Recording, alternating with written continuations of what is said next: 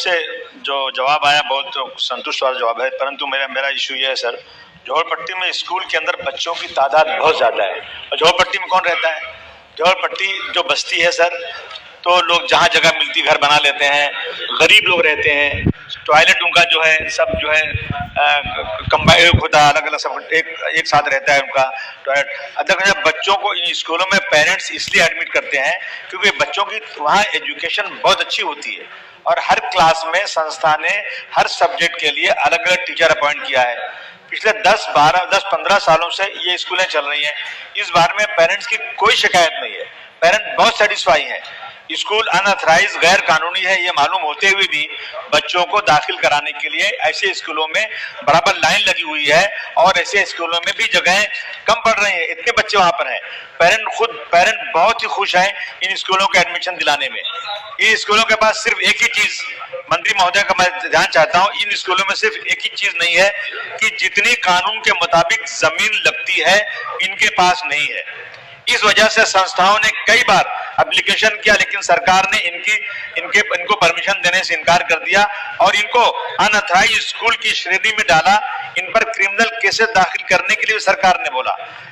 यह school slum में चल रहे हैं, इनको सरकार की तरफ से सहूलत मिलना चाहिए और स्पेशल केस बोल के जितने भी स्कूल हैं इनको, जिसको आप अनऑथराइज्ड बोलते हैं, उनके पास स्ट्रक्चर है, कमरे हैं, लाइब्रेरी है, लेकिन उनके पास सिर्फ जो कुछ नहीं है वो जगह की कमी है।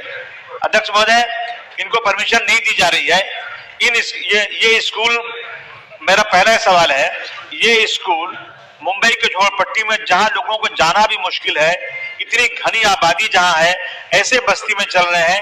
इन स्कूलों को स्पेशल केस बोलकर परमिशन देना जरूरी है। इसके बारे में क्या सरकार स्पेशल केस बोलकर परमिशन देगी या नहीं?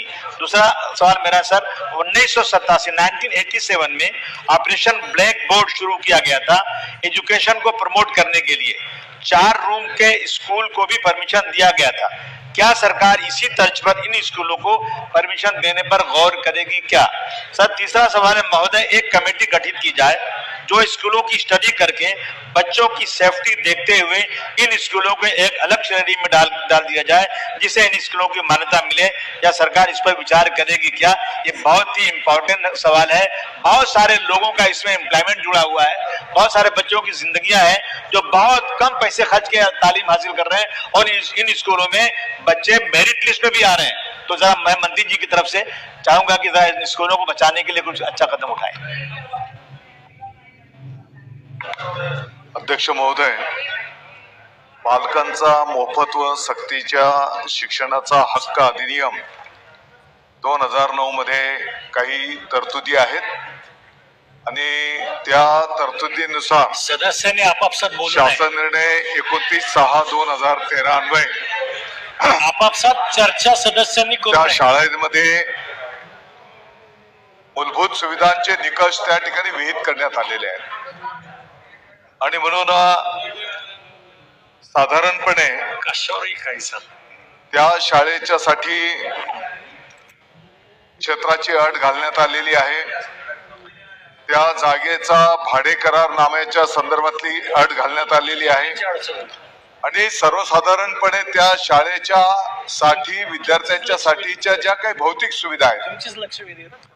या संदर्भातल्या काही अटी शर्ती त्या ठिकाणी घालण्यात आलेल्या आहेत आणि म्हणून काही शाळा या सुविधांचे क्षेत्राचे निकष पूर्ण करत नाही आणि म्हणून त्यांना त्या ठिकाणी अनधिकृत शाळा असं त्या ठिकाणी घोषित करण्यात आलेलं आहे. यामध्ये वर्ग खोलीचं क्षेत्र पण त्या ठिकाणी अपेक्षित आहे. साधारणपणे तिथे काही बाबा दुःखद दुर्दैवी काही प्रसंग घडू नये या सर्व तांत्रिक गोष्टींचा अभ्यास करून हे निकष त्या ठिकाणी करण्यात आलेले आहेत.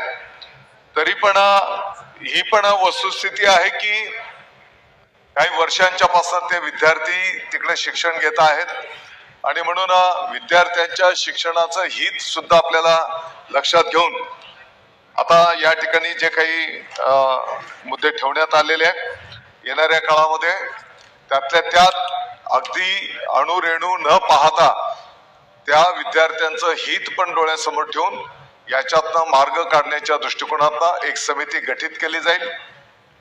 काही प्रस्ताव आत्ताच्या घडीला त्या ठिकाणी मंत्रालय पातळीवर पण आलेले आहेत. त्या संदर्भामध्ये पण अभ्यास त्या ठिकाणी केला जातो आहे आणि त्याच्या पाठीमागचं उद्देश एवढंच आहे की बाबा उद्याला काही दुर्दैवी प्रसंग तिकडे जर घडला आणि जे काही स्पेसिफिकेशन आहे त्या स्पेसिफिकेशन प्रमाणे त्या सगळ्या गोष्टी विद्यार्थ्यांच्यासाठी अपेक्षित आहेत त्या पूर्तता झाल्या पाहिजेत. याच भावनेतनं गेल्या काही वर्षांच्या पासून अनधिकृत शाळेचे निर्णय त्या ठिकाणी करण्यात आलेले आहेत. तत्राप समिती गठीत करू आणि त्या विद्यार्थ्यांचं हित लक्षात घेऊन सकारात्मक मार्ग कसा निघेल ते त्या ठिकाणी लक्ष घातलं जाईल. सन्मान्य सदस्य मुर्जी पटेल. अध्यक्ष महोदय, महाराष्ट्र राज्य में 16 अप्रैल 1975 को उर्दू एकेडमी बनाई गई थी. अध्यक्ष महोदय, उर्दू एकेडमी को पूरे 50 साल हो गए. उर्दू भाषा के विकास के लिए मराठी भाषा के साथ मेल जोल के उद्देश्य से इस एकेडमी की स्थापना हुई थी. उस वक्त इसका बजट 25 लाख था. अध्यक्ष, उस समय 21 मेंबर थे इसके और 25 स्टाफ थे. अध्यक्ष महोदय, 24 स्टाफ रिटायर हो गए. सिर्फ एक स्टाफ सुपरिटेंडेंट के पोस्ट पर काम कर रहा है. 24 स्टाफ चले गए, एक ही बचा है सर. इतनी बड़ी एकेडमी जिसे 24 स्टाफ थे, सिर्फ एक स्टाफ बचा हुआ है. अध्यक्ष महोदय, 50 साल इसको हो गए, अभी तक इसमें एक भी स्टाफ की नई नियुक्ति नहीं हुई है. हर साल उर्दू एकेडमी को 1 करोड़ रुपया का प्रोविजन किया जाता है मगर पैसा मिलता नहीं. सिर्फ प्रोविजन किया जाता है, कागज के ऊपर चिल्लाया जाता है और उसको मिलता नहीं. पिछले 4 सालों से उर्दू एकेडमी बनाई नहीं गई, उसकी स्थापना हुई नहीं. 4 सालों से उर्दू एकेडमी की बिल्कुल अनदेखी की जा रही है. अध्यक्ष महोदय, गुजराती, हिंदी, मराठी ये सारी एकेडमी फॉर्म हो चुकी है. उर्दू एकेडमी के इस गोल्डन जुबली पर के साल में मैं मांग करता हूं कि उर्दू एकेडमी में जितनी भी जरूरत स्टाफ की है, पहले 1975 में 24 थे, कम से कम अब की बात 30-40 तो होना चाहिए अध्यक्ष महोदय. और ये जल्दी इसकी स्थापना की जाए. उर्दू एकेडमी के गोल्डन जुबली साल में इसके साथ इंसाफ किया जाए. उर्दू एकेडमी को फिर से फॉर्म किया जाए. उर्दू एकेडमी की जो हालत है उसे सुधारने के लिए जितनी भी बजट की जरूरत पड़ती है सरकार उस बजट को दे. उर्दू इसी देश की भाषा है. जब भी मुख्यमंत्री जी को, किसी मंत्री को कोई अच्छी बात बोलनी होती है तो उर्दू का शायरी बोलते हैं सर. उर्दू के साथ बहुत नाइंसाफी हो रही है, उसके साथ महाराष्ट्र सरकार इंसाफ करे. ये मेरी मांग उचित मुद्दे थे सर.